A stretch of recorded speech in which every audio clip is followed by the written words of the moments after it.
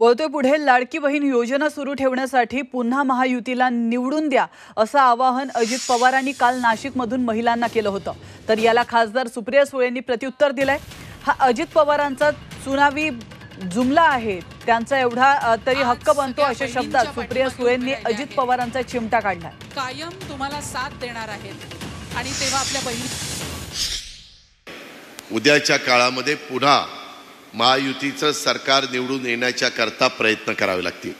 त्याकरता जिथं घड्याळाचं चिन्ह घेऊन उमेदवार असतील तिथं घड्याळाला मतदान करावं लागेल, जिथं धनुष्यबाण असेल तिथं धनुष्यबाणाला, जिथं कमळ असेल तिथं कमळाला, कारण ती जबाबदारी आम्ही घेतलेली आहे। विरोधक म्हणतात की बाबा पैसा नाही, पैसा कसा उभा करायचा ते मला चांगलं माहिती आहे।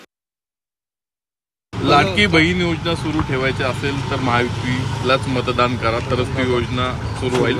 बटन दाबा आमच्या नावासमोरचं, असं अजित पवारांनी काल। चुनावी जुमला इतना तो हक बनता है उनका बोलने के लिए।